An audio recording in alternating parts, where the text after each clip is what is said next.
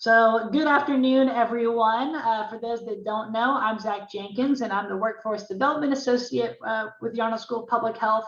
And I'm really excited to introduce to you today to partner with one of our students, Chantal Flamme, to offer this e-portfolio workshop of how to get your work out there in a virtual platform. And so before we hop into before I turn it over to Chantal and we make all this stuff happen, I just want to go over some brief ground rules to make sure we're all on the same page. So please demonstrate respect for our speaker and the other attendees. Please do keep your mics off throughout the presentation unless you're asking a question, and we'll have a section of questions at the end. Feel free to drop questions in the chat as needed or virtually raise your hand if you have questions, but please don't like overload the chat with just loads and loads of comments and that kind of thing. Just so you all are aware, the webinar is being recorded, so please don't do anything crazy or things that you wouldn't want rebroadcasted out across for other public health students. And so just please be aware of all of that. So now I'm going to introduce our facilitator today. And so that's Chantal Flamme, who many of you know, but for those who don't know, Chantal is a second-year MPH student in the HISPM program. She works as a graduate assistant with the South Carolina Center for Rural and Primary Healthcare. After graduating in May, she will begin her career as a project manager at Epic in Madison, Wisconsin. And so, so if you need tips on finding a job, it seems like Chantal might be the person to talk to. And I think that her e-portfolio probably had a role in making all of that happen. But I know you guys are tired of hearing from me, so I'm going to turn it over to Chantal. So the floor is yours, Chantal. Okay, thank you, Zach, and thank you everyone for being here today. I'm excited to tell you guys more about e-portfolios. So just to give a little overview of what I'll be discussing today, first, I'm just going to give you a little bit of background information about e-portfolios, and then we'll go into the benefits of having one. And then I'm going to talk about how to best organize your portfolio, and then we'll get into how to actually build it. And then I'll end with some resources and examples, and then we'll do questions. All right, so an e-portfolio is essentially a website that showcases all of your skills and your experiences. So on the left here, this is Mackenzie Israel. She's another MPH student in my program, and she let me use hers as an example today. And then on the right is mine. This is a really good way for you to just show an employer way more than what's on your resume, maybe go into depth on some of the things in your resume. And it can show employers like your passions, and you can include your sample work as well. I first learned about these. My senior year of undergrad, we had to take a professional development class, and this was like our big project in that class. I will preface this whole presentation with I had no experience making a website. I had never coded in my life, and you don't have to. And everyone in my cohort, there was 80 of us, and I don't think anyone had website design experience, and we all did it. So it's something that I think everyone is capable of, and it's really easy to learn how to do. So there's a lot of benefits of having one. I went through like my job application process over Christmas, and I think it really helped. And one way that it helped me was that it helped me stay organized. I know a lot of jobs I applied to wanted me to submit sample work, and by having a portfolio, it just keeps all of your important work in one place. Like I know I had assignments from like 3 years ago in undergrad that I thought were important to like showcase. And I have all of those on my portfolio. So I think it really just helps you stay organized with all your work. And that's something really good just to have as you go on your career, because you can always add to it. And it really helps like add stuff to your resume. Like I know in my experiences, I just have like 3 or 4 bullets for each thing. So this really gives you the opportunity to like expand on this, because some employer may be really interested in one of your experiences. Next, I think it really demonstrates organization and creativity. I think sometimes just having one shows employers that you're, serious and you're motivated, but I don't think you have to necessarily be the most creative or organized person to do this. There's a lot of resources and templates available, and, you don't have to like build something from scratch. Next, I really think it shows who you are just like outside of the classroom and like school and stuff. Like I think employers really care, and just from like my interview experience, like they want you to be like a good person. And I know they were telling me like they want to make sure you're like would be a good person to like travel with. And like if you're going to talk to someone every day, like they want you to like fit into the culture of the company. So I've seen people add things like study abroad experiences and like hobbies and just like your interests. And I think it makes a big difference. And then lastly, I think especially if you've never built something like this, you learn a lot of really like valuable skills in the process of making a website. All right, so I think the most important thing before you start doing this is organizing what you want on your portfolio. This was not something I really did. I just chose a theme and started plugging stuff in. And looking back, I really wish that I would have done a better job about organizing what I wanted on mine. It just would have made it like faster to do. I think everyone should start off with like a strong landing page, whether you call it like about me, your mission, like an about you kind of thing. So here I just suggest something long enough that it tells a future, like a possible employer, like about you without making them read, 5 pages. So I just include like why you're in the field you're in, why you want to do what you want to do, and then maybe a bit about your education and then your career goals. So I chose to divide my portfolio into like my experience, like stuff about my classes, and then my sample work, and then my resume. But I've seen this done in like all sorts of different ways. So like if you're someone that does a lot of research, like I think that's an excellent idea for like a tab or a page. Or if you have like a lot of leadership experience or like, volunteering stuff, or you have like a lot of skills and like certifications, maybe make that its own page. And then I have a few examples here. So on the top left, I kind of expanded on the experiences that were on my resume. And I think it's important not just to like copy and paste it and like put them into sentences, because like employers don't really, they don't want to read something twice if they've already gone through your resume. But it just gives you the opportunity to maybe like, put some links to some stuff, some places that you worked at, and like talked about what you gained from the projects in your experiences. And then on the top right here, I divided my sample work page into 5 sections. Like that's just what made sense based on like what I had. But again, you can like make subsections based on all the things that you want to showcase. I think it would have been really helpful for me to make a list of everything and all the files I wanted to do, and then like make categories based on those. And then on the bottom left here, I included a page of just my coursework. And I think that this was really helpful to employers, because by just looking at your resume and like looking at what degree you're in, they don't really have an idea of what classes you're actually taking. And for me, like I know my employer, like they really liked people that had like some like background in like STEM and like business classes and stuff like that. And I think that in combination with my health policy classes, like they like to see that like full picture of what I did. So I would definitely recommend doing that. It doesn't take that long to do. And then on the bottom right here, this is a sample from Mackenzie's website. And she does a lot of research and like presentations and stuff. So I like the way that she organized that. And then at the bottom, all of her relevant work products, she like made buttons for. And she had a lot of different things. I really like the way she did that with the buttons. Okay, so now to get into like how to actually make one. So I think the 2 biggest platforms to make a website on right now are WordPress and Weebly. I used WordPress to do mine, and I've been doing a lot of research with like playing around in Weebly lately. And I think honestly, going back, that's what I probably would have done. I think if you have no website experience, that's what I would probably go with. That's what I'm going to show you guys how to use today. But regardless of what you choose, like WordPress has some really great options. And if you know how to use it, I would go ahead and do that. But maybe play around with both of them first to see which one you like better. But regardless of what you choose, both of them have like amazing customization options. You can customize pretty much everything on it, like all the colors and the fonts, and you can drag and drop like pictures and images and stuff. And then they both have the ability to upload files. So of course you want to put your sample work on there. I think that's really important. And then they both have free and paid options. So I think the biggest advantage of having a paid one is that you get your own like unique URL. So mine is like chantal-leflamme.com, but on a free version, it would be like weebly.chantal-leflamme.com.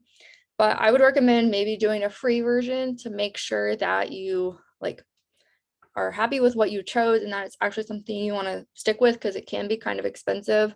I think on WordPress, and like don't quote me because this was 2 years ago, but I think it's $60 to like get going, and for your first year for your like domain. like your URL, but then every year after that, it's like up 125. But I mean, I think this can really make you stand out and it might be worth it to pay for it. But so I'm going to show you guys what Weebly looks like. So when you log in, if you just like create an account without putting anything on your site, this is what it's going to look like. And what I really like about them is they have a whole section for themes for portfolios. So I've looked at a lot of these. They're really cool and they're really easy to use. So I'm going to show you guys this one down here in the middle on the bottom. So once you click like use theme, this is what it's going to look like. But everything on here you can customize. So like as if you were in like PowerPoint or like some Microsoft Office software, you can change everything. And I'm just going to show you like a few quick things on like how to navigate it. So up here, when you click pages, these pages over here are going to be the tabs that show up on the top right. And you can rename these, you can rearrange them, of course, add pages. Something that I thought was really helpful for me is once I designed one of my pages, let's just say you design like your research page, you can duplicate that entire page just by clicking like here on the right. And then that way, when you design your next page, like everything's formatted and it's like the right size boxes and stuff like that. But I'll show you, you can just like click on them to rename them. So like instead of home, I might want it to say like about me. And then for editing like the actual page itself, it's super easy. You just click on them and you can edit it like you were editing in like Microsoft Office. So like font size, color, things like that. And you can also like link text to like other pages, which is a good tool, I think. And then of course, on your home page, of course, put like your name. I think it's really nice to have a headshot if you're comfortable with having that online. I think it just like, you know, puts a face to the name. Maybe that can help you. You can just upload stuff from your computer. Super simple. And then, yeah, you can edit all the text. Something that I really like and that stood out to me about Weebly, and I think you can do this on WordPress too, but I had just discovered this. You can make a form. So if someone comes to your portfolio and they want to like leave a comment or they have a question, they can fill this out and it will just be sent like right to your email. But I'm going to show you just how to make like a static page, because on my portfolio, I think I just have like my LinkedIn, my email, and then I link to my resume. So you can move all these things around. And what I think is a really good tool to use is really play with how you can use images. So you can use something like Canva or Visme. Those are just like basic like graphic design websites. Or you could even use PowerPoint or Word to make images that are linked to things. Like, so for example, for your resume, let's just say you went into Canva or something and made like a cute little image that said resume with like, you know, some books or paper in the background. You could say resume, click here, and then just drag and drop it into Weebly or WordPress and then link it to your resume. I think it just kind of makes it stand out a bit. So I'm going to drag and drop an image here. And then that's where I would put like the image that I created. And then you can just like drag and move everything around. And this all saves automatically as you do it. So I think that's really helpful. And then next, we're going to go to the theme settings. And what I really like about this is that you can change everything on your theme at once. So let's say you go over here to paragraph titles or paragraph text. When you edit that, it will change the titles and the text for your entire website. So like, let's just say it's like a 20-point font, you want to make it like 30. It will do that for every page on your website. And this saves you time, but also makes your whole site cohesive, which I think is really important. Like you want to look polished and professional. And there's a bunch of different settings that you can do on the theme and play around with it. You can make like the whole thing like light or dark. I think I'll show you how to do that here.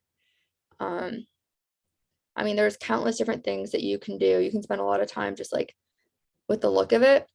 And then settings, your site title here, that's whatever, like when you have like a Google Chrome tab open, that's what it's going to say on the tab. So make sure that's something, you know, that you want showcased. They have a good help and support desk, so does WordPress.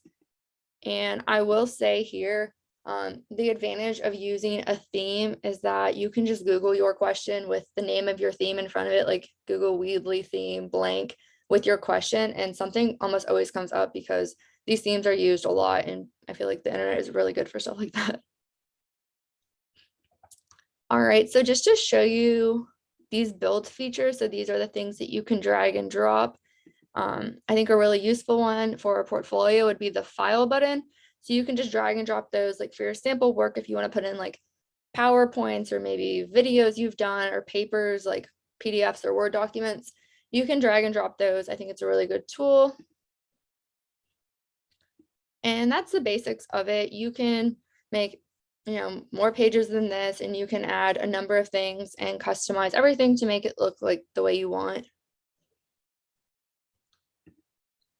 All right, so here are some resources. I am going to send out these slides, but I have a link to my portfolio, and Mackenzie, she said you're welcome to look at hers. And then I have a link to WordPress and Weebly. And then there's also classes for e-portfolios on both YouTube and Google. And then we have like a YouTube tutorial as well.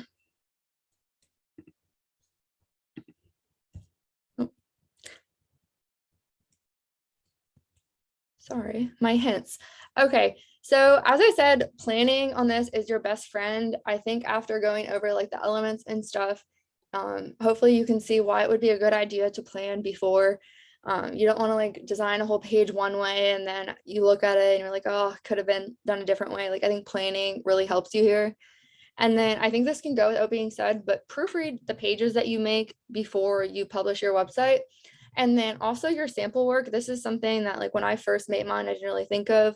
But if you just like go to Blackboard and download a bunch of your past work, like even if it was something that was like a final submission for a class or presentation at the end of the semester or whatever, sometimes like your teacher gives you feedback. And I think it's important to like look at that and go back and make those edits before you put it on your portfolio for like the world to see. I think little things like that can make a big difference. And it's a long process to make a portfolio. So just like, have people proofread it, like look at it multiple times, stuff like that. And then I mentioned this, but I think you can really get around not having a premium like Weebly or WordPress account by using Canva to make images. Like I know the header on my webpage, I just made on Canva. It was really simple and I saved it as an image. And that's not something I think I could have done with like the premium version before I had it. Next, link your portfolio to your resume. I'd say like 90% of the time, I feel like I'm submitting my resume as a PDF. So you can just link it to your resume. So when an future employer opens it on their computer, they can just click on it and go right to it. I think it really makes you stand out because they look at the top first, and I think it can just really help. And then lastly, talk about your portfolio in interviews. I think it can be like a really good answer to a question when someone's like, like what is a problem you solved or like a challenge or something you taught yourself. I think it's a great answer for that. And then also if it doesn't like come up naturally in an interview, at the end, I think it's perfectly fine to say, if you want to learn more about anything I talked with you about today, like I do have this portfolio, it's linked on my resume, or like here's the URL. And then I already went over resources. And one more thing before I take questions. I know a lot of people here are like in the graduate program, or maybe you're an undergrad, but maybe you're starting to like apply for jobs, or you're starting to think about like what you want to do. And I know that can be a really stressful process, and like making a portfolio can like bring up all of these things. But I think it's really important to remember that like you're at a great school in a great program, and people really like employers really want people like us with these skills. So keep that in mind as you apply for stuff. I mean, I was telling Zach yesterday, like it's very normal to like get a lot of no's before you get a yes. Like I probably got like 40 or 50 no's before I started like getting interviews and stuff like that.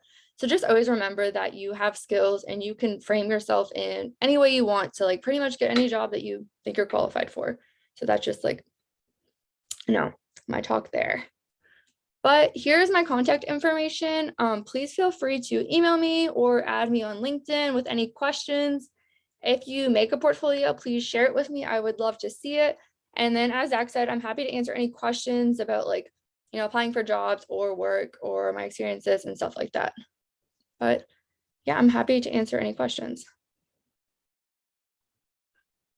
So if you'll all join me in giving a virtual snap or clap as a congratulatory celebration for Chantal doing this. Thank you so much. That was honestly wonderful, and I think a great introduction to this world. You can stop sharing your screen whenever you feel ready to do that. So before we hop into questions, you mentioned your job a few times during that presentation. And so do you want to tell everybody a little bit more about what it is that you're exactly doing? Sure. So as Zach said, I'm working as a project manager at Epic. So it's an electronic health record company. And my job, I'm technically called an implementation specialist. So after a hospital, we only mainly do large and medium-sized hospitals. But after they decide to buy our software, I'm the one who goes in and implements it into the hospital in a way that makes sense for them. So that kind of looks different for different hospitals based on like their workflow and stuff like that. And I've talked to them a little bit. I don't have like my final application that I'm going to be on, but I'm probably going to work with our population health management software or my chart. So that's what I'll be doing in July.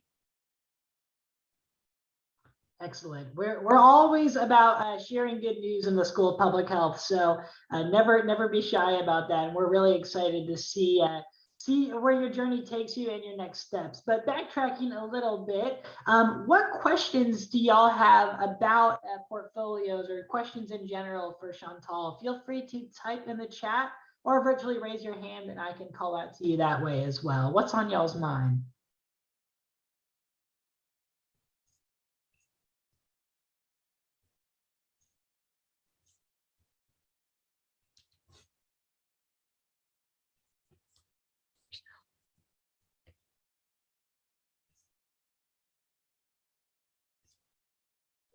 Hi, Kim. Hi, Kim. Hi, sorry, I just realized I was muted.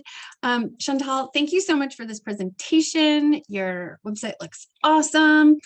I see some familiar faces on here, so I know I'm assuming that there are undergrads, but I know doctoral students who are on here. And so Zach, this is like kind of more your question, but Chantal, feel free to jump in if you know.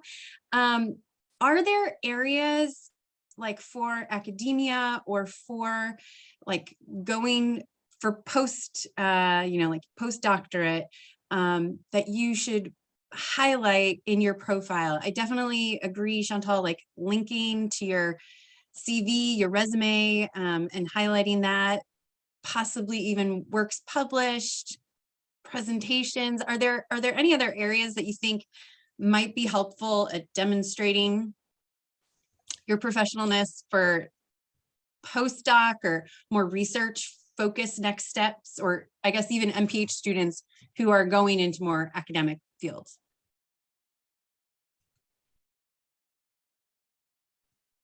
Chantal, you want to take that one first and then I can give a stab at it?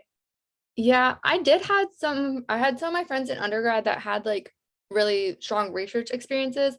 And I think there's like so many things you can put on there from research that you maybe like wouldn't think of. Like I've like all your like presentations, like poster presentations, like always upload those and things like that. And I think sometimes like just like in research, you take like some of the skills you have for granted, but I think like listing all the skills you have like just verbatim in a skill section is really helpful too. But off the top of my head, that's what I can think of. And I mean, like Google is your best friend on that. Like a lot of my sections, I was just like Googling like exactly kind of like my role for like my GA and like how did people frame that. I think that's really helpful. I think that's brilliant. And one, depending on the type of field you're interested in getting into, you mentioned maybe like after graduation for doctoral students. So whether that looks like a postdoc or maybe working in industry or something like that, one section you may want to include on a e-portfolio is maybe like a leadership section. So I see Megan Austin and Jennifer Amanda Ballmer both on this call, and they're both well-to-do leaders and were when they were students. And so that those might be sections to highlight as well to show that, yes, I have publications and I do a TA or whatever it is you do, but you have a lot of leadership skills that might help you in that job search process and things like that. So that's just something that comes to my mind is maybe a leadership section. And I think anytime you were like mentioned on anything kind of ever, like any news or anything like that, even from the school, like always mention that. I think it's good, like when you're like announced in like an email or like on the school website or something like that. Like those things are always good to include. And then in the chat, I actually talked to Zach about this yesterday. I think there's a lot of things in our program that we're required to do, like our presentations in quant and qual, like those are always good to have on there. And I know something I did, like if you record something when you're doing like a Zoom presentation in class, like you can record those and put those on there. I think employers really like to know that you have like good public speaking skills and things like that. And then I've also seen people ask their like ask their current employers or teachers to like leave a review on them, and I guess review is the right word, but like to give feedback to them, and then they can put that on their website as well. Well, now that's a really interesting idea, like a less formal reference letter, but Yeah. just saying why Chantal is awesome. Or I don't have that, but it is an idea for someone like trying to build it up. Brilliant. And so were you answering directly Daniel's Yes. question? So I feel like on the recorded version, it may not come through, so I want to make sure I read that. Okay, thank you. Daniel, Daniel, thank you for asking this question. I know you mentioned study abroad or other experiences as tabs on your portfolio. What other ideas do you have if you may not have a diverse experience range? And so Chantal provided that example of maybe like recommendations or supportive statements from professors and that kind of things. Also, Jennifer had put in the chat maybe a section of awards or grants that you've earned that could be a section to either demonstrate your leadership, or maybe those are their own sections and that type of thing. So thanks so much for those brilliant insights. What else is on you guys' mind? That shows I'm a Midwesterner, you guys'. What else is on y'all's mind, or other questions that you have for Chantal about e-portfolios or this whole process?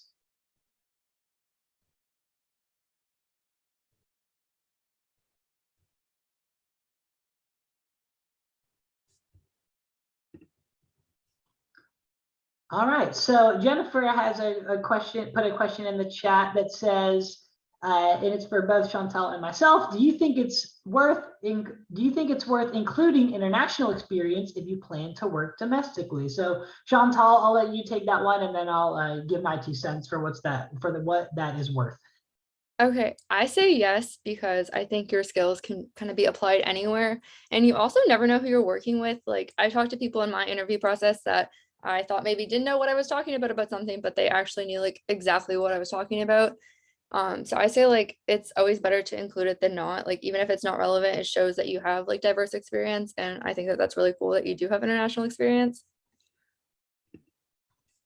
Definitely agree. And that is actually a big to-do in the study abroad field, is a lot of people study abroad to increase their employability and to show employers that they are culturally competent in that type of thing. And so I think it's definitely worth sharing those experiences, and it helps tell the story of you, of how you're viewing the world and how you're approaching your work and all of those types of things. So I definitely feel like that could be worthwhile. Thank you for that question. Kim puts in the chat here, how long did it take for you to build from concept, making a plan, and proofing to posting the portfolio? Yeah, so I was on like a semester schedule in undergrad, so we had a whole semester to do it. I wasn't working on it like every day or anything, probably just like an hour to a week for like the full semester. But I think you can make like a more simple version to start. Like mine was honestly pretty simple when I had first done it. And then when I applied to grad school, like I put a lot more effort into it like right before I applied, because like I wanted to add some things. And then I honestly like hadn't touched it that much in grad school. And then right before I applied for jobs, I probably spent like, like a full week just like over break kind of playing with it. But I think it's something that you can just like always add stuff to. And I didn't mention this in my presentation, but I meant to. You can always create pages that aren't live. So once you put like all your basic stuff on there, if you have like some big idea that you want to add, you can always add a page that isn't live and work on it when you can, and then publish it when it's ready. But And that may tie into our next question from Nabila Inak. And thank you for your question, Nabila. When do you suggest to create an e-portfolio? I'm in my second semester of my MPH, and I didn't get my undergrad degree in public health, so I may not have as much relevant experience to showcase. So what do you think, Chantal? I mean, I think it's something that's always good to have. Like, I don't think you like have to have one by any means to like get a job or anything. So I think like as you have time to do it. But I mean, I have plenty of friends that had undergrad degrees in public health and like didn't go into public health at all, and they still made theirs, and they just like have their undergrad experience. And then I have friends that like went to grad school for like all sorts of different things, whether that be like, like healthcare professional school and stuff like that. So I think it's always good to have it like at any time. And I think no matter what your undergrad degree is, like you still have that degree. That's still really important. And employers want to see that. Like maybe you explain somewhere like I did this in undergrad and this is what led me to kind of like change and do something in public health. Like that's something that a lot of people include like in their mission or their about me. And then also like adding to that, I know everyone had to write a statement of purpose to get into the MPH program. Like including that on there, I think is really good, saying like I'm at the University of South Carolina and like here's a link to my statement of purpose about why I wanted to go here. Really, really great insights. And one thing that I will say to that, kind of tying back to what Chantal had mentioned earlier about even if you don't publish your e-portfolio right off the bat, a lot happens for master students, and I'm sure PhD students as well. A lot happens in a short period of time, from those 2 years for masters, or 3 to 4 years, or 5 years for PhD. And so you can really lose track of a lot of the amazing things you're doing, and you may not even be able to realize or remember back all the amazing stuff you've done. So honestly, Nabila, it might be a good time to say, well, what have I done this first year, and just start making that list and or keeping the running list going. And so while I do not have any portfolio, I keep a list of all the things that I might want to put on like a resume or a CV. And I just kind of have that running list stored somewhere. And then I think you can kind of add to it and shape it as you go through the process. So I think that's a good way to think about it too. You don't have to share it until you're officially ready. So thank you for your question. Next, Lindsay Rubin asks, do you have a link on your LinkedIn page to your ePortfolio? So you can actually include, I don't know exactly what the word is, but on your LinkedIn, there's like a space for like a website or a link that is just like attached to like under your education and stuff.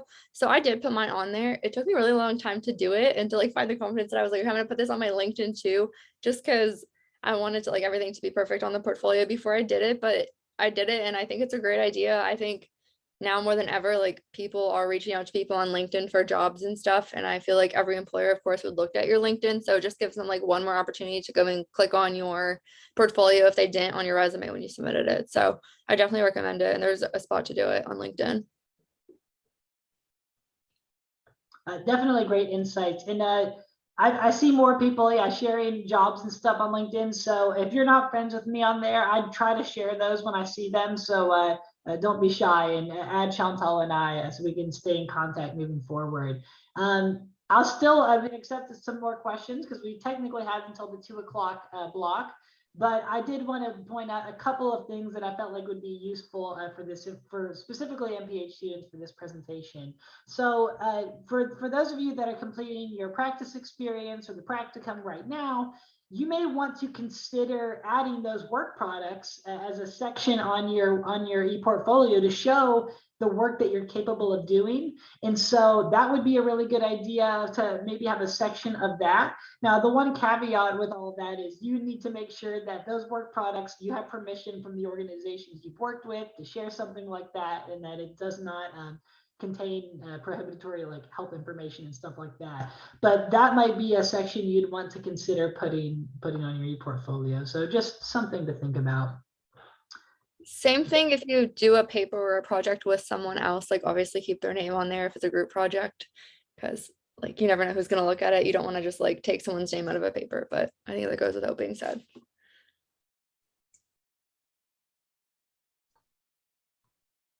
And any other closing thoughts or questions or ideas from anybody on the call today? I have a question about like your next job, if that's okay. Sure. So I guess I'm interested into how you found your job and what was like most beneficial to you in getting that job, if that makes sense. Yeah, no, that does. So I mean, like I'm in the HISPOM track for my program, and I guess last semester, so like in the fall, I did this. I can't even tell what classes. I did this project where we were looking at different electronic health record systems, and it was like a case study that we were given a hospital, and we had to choose what was best for them, and then like explore the system. And we chose Epic, so I like knew it in my head, and I knew that it was like a well-known system. And then I like just started making like an Excel sheet of all these jobs I was applying to over break. And I saw that they were hiring. And that's kind of like, I just had like the name recognition of that. And yeah, so like that's why I ended up applying. And then I guess the biggest things that stood out to me, I really liked the idea of like working in a hospital, like my job. Like, I mean, I was someone that I really want to like travel for my job. So it's a good bit of travel. And I liked the idea of traveling to work in a hospital. That really stood out to me. And then I also feel like I kind of like technology, and I think that it was like a good fit for me. And I think the way that they're using some of their data is really beneficial to like improve population health and stuff like that. So that's kind of what it made it stand out to me. And I liked the idea of like moving somewhere new too. So Thanks for that and the presentation. yeah. Thanks for your question, Kiana. And again, thank you to everybody who's hopping on the call. Any other questions or thoughts still lingering before makes a closing statement here?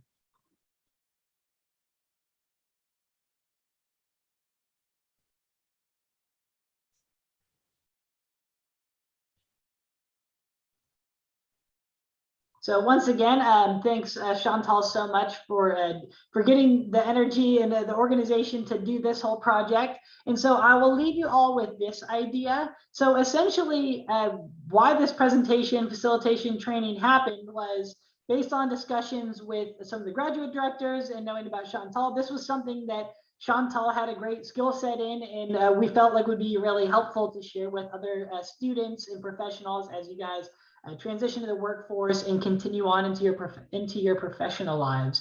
And so essentially, I'll put this out as a call to all of you and to share with your friends that if you feel like you have an area of expertise that would be a good professional, peer-led professional development session, please don't hesitate to reach out to me, and I'm happy to work with you to do something like this so you can share your great ideas or insights with your fellow students.